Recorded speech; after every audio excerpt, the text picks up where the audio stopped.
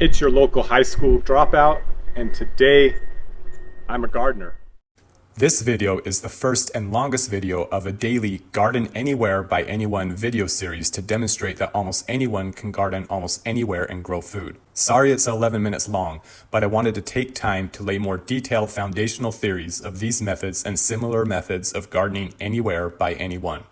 Of course, there are some caveats to this. The first caveat being if a person has ability reasons that prevent them from physically or mentally being able to perform some of these methods of gardening, but I will show methods that even those with disabilities or no access to tools and technology could still use to slowly create a space where plants that produce food can begin to thrive.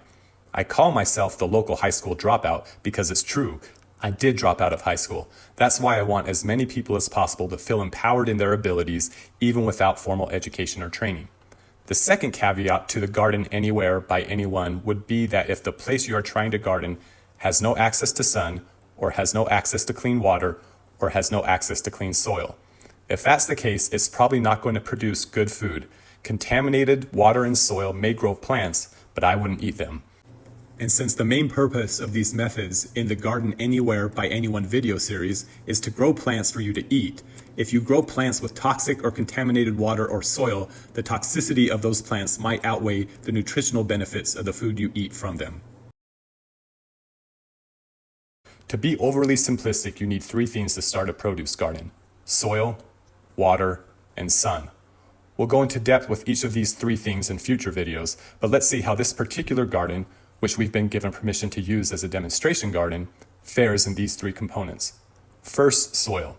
Well, the garden box used to sit here on plugged-in soil, but now it sits on concrete. So the soil component for this particular garden bed, I'd give a thumbs down. Next, water.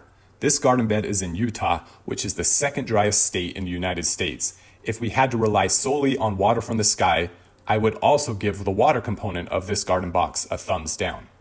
Last, sun.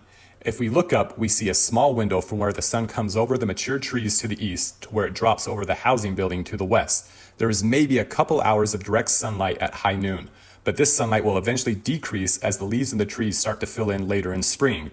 So sun is also a thumbs down. That's 3 thumbs down. It looks like we have 3 things going against us with this demonstration garden. I'm starting to see why the residents here gave up on this particular garden bed and let us use it as a demonstration garden. So why this garden? I am confident that we'll be able to turn it into a produce yielding garden. All this organic matter that you see laying inside the box were floral arrangements dropped off 2 months ago from a local business called Reframe Events. Reframe Events is an event planning company in the state of Utah who has a mission to repurpose as much waste as they can in the industry of event floral arrangements. Reframe Events does not use foam blocks for their arrangements, so after the event, their arrangements are ready to compost. Reframe Events drops off all of their organic waste to Earth Community Garden and Food Pantry for us to compost. All the compost for this specific demonstration garden bed will be from the floral arrangement waste supplied to us by Reframe Events. Since these old floral arrangements have just been laying on this concrete slab for the past 2 months, it is dry and woody. Some of it has probably broken down into compost, but we are going to use a basic trick to speed up the composting process. Because Mother's Day is only 18 days away, and Mother's Day is the traditional kickoff to gardening in Utah along the Wasatch Front, we want this bed to be ready to plant by Mother's Day. The basic method to break all this down into as many of the tiniest pieces we can, then gather it all together along the east side of this garden box to make a compost berm. The wood plank will act as a windbreak and help retain water content in the compost berm we create along the plank. Ample water helps the decomposing process, as the worms, mycelium, and microbes will not be able to decompose this organic matter if it's fully dry. Plus, the east wood plank is the closest part to the grass and the plugged-in soil, so hopefully the smell of our compost berm will lure in some worms when it rains. I'm moving all the big stuff out of the garden bed so I can rake all the smaller stuff left behind into our compost berm side. There was enough concentration of decomposed organic matter in just a few months the floral arrangement sat on the concrete slab that it broke down to where it was fertile for a worm to put some baby worm cocoons here. You can tell these worms were babies just a few months ago by their size now. I love seeing this. It means we are on the right track.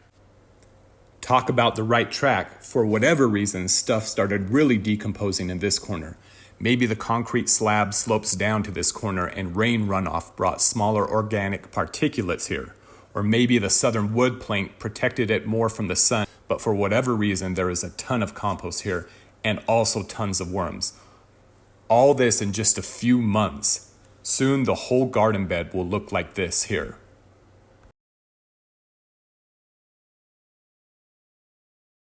Okay, now it's time to chop up this pile of the larger organic matter pieces.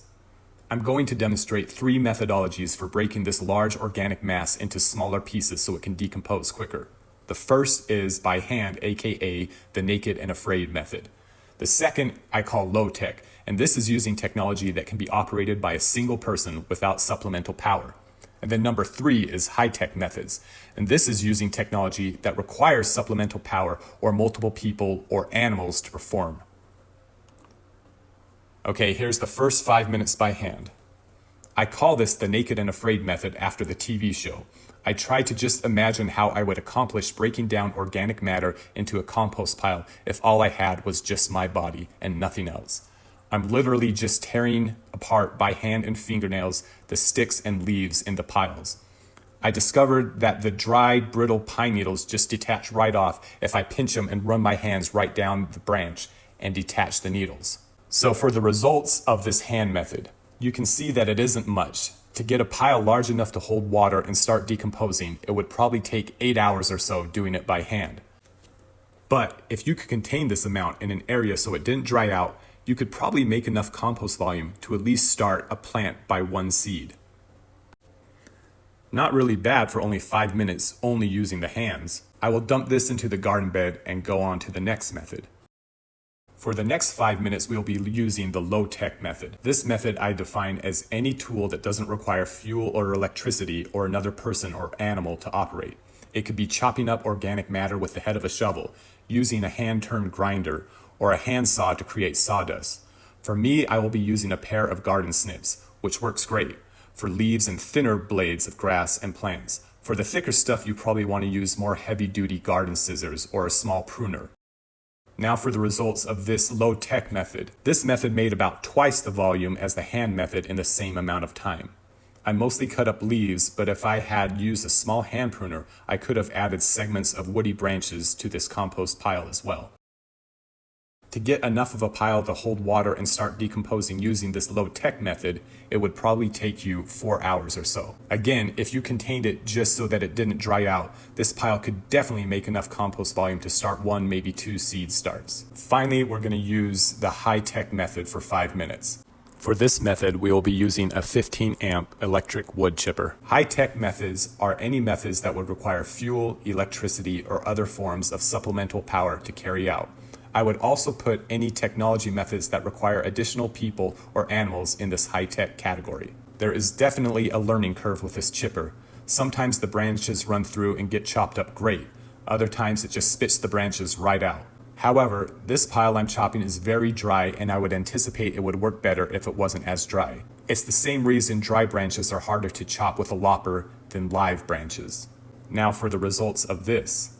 Obviously a bigger jump from the low-tech method to this method than from the hand method to the low-tech method. This is definitely enough volume that you could set it up on the concrete and would start retaining enough water to decompose.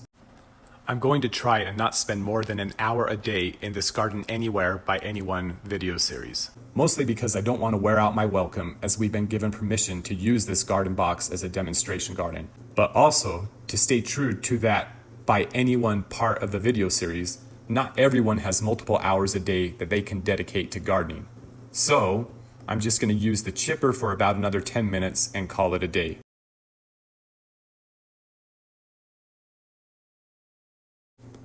The last thing I'm going to do before I leave for the day is evenly spread out all the organic matter we've chopped up. Then spray it with a couple gallons of water or less, then rake it all off to the berm we've established on the east side of the garden box.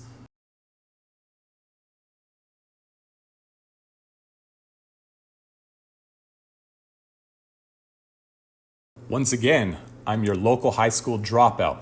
I want to give thanks to Reframe Events for supplying us with the organic matter for this demonstration garden, and the owners of this garden bed that are allowing us to use this as a demonstration garden. Also want to thank Earth Community Garden and Food Pantry. This is a local nonprofit whose watermark sticker you've been seeing in the bottom left corner for most of this video. I've been volunteering with them for about 17 years and they do good things. And last, Hidden Garden Tour. They are another local organization that does tours of people's personal gardens throughout the state of Utah. Their 2024 annual tour will be June 28th and June 29th.